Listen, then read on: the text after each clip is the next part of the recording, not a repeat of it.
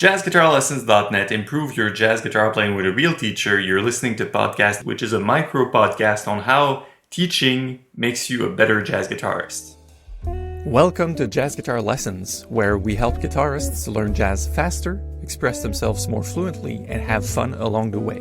My name is Mark, and if you're looking to learn jazz, form better practice habits, and especially if you enjoy a French accent, make sure to subscribe. Yeah, so when I say a micro podcast for today, I'll try to do not as usual and bore you for 20 minutes with everything I'm talking about. This time, we're only going to address one specific thing you can apply this weekend, whenever you're ready. So teaching makes you a better learner, or it makes you a better jazz guitarist. It makes you a better anything if you're willing to teach what you know. You can still be a beginner and teach C, G, and F chords on the guitar, and it will help your music tremendously. Why is that? Well, because as we teach, we have to put ourselves in the shoes of a beginner. We have to deconstruct the most basic materials, and it helps a lot.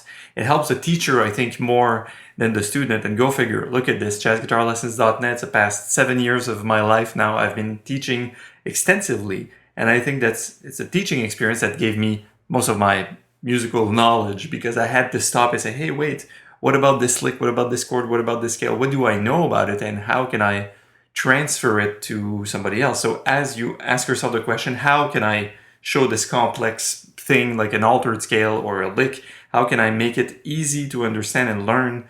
You have yourself to internalize it much more deeply than you did in the first place. So this is a really fascinating thing. So for guitar, here's my advice. You should, I think, teach guitar whenever you can. So say to kids or to friends or family, people that are willing. You'll be amazed at what you can do once you're confronted with somebody that you're like, oh shit, I don't know, I don't know much about guitar, but I know more than this other guy, and I'll try to make this stuff come across and show him that's how you put your third finger when you play a C chord, or even that's how you tune the guitar, or even that's how do you find the names of the notes. If this is still a challenge to you, explaining it to someone else will make it become easier and easier and easier every time you do it with someone else.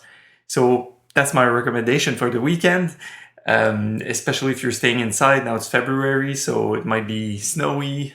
Anyways, it is here, or cold.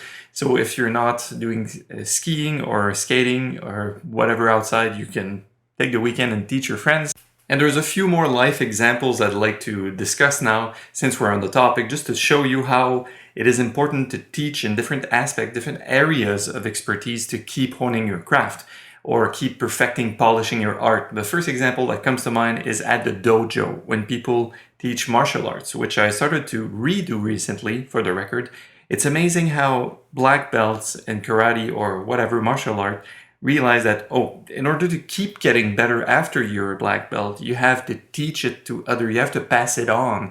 And that's really one of the great means to get better. So it's kind of selfish, but at the same time, it helps others. So it's great. And another example of trying to teach something that helps a teacher in the end, is teaching your own language one-on-one. Or not even teaching, but say we were hanging out and we're grabbing a beer together, and I'm not English, I'm Francophone, my first language is French.